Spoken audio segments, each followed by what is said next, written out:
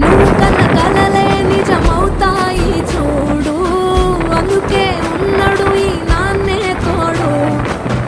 దశరథ మహారాజే నాన్నై పుట్టాడు, నువ్వు రాముడంత ఎదగరనియడు.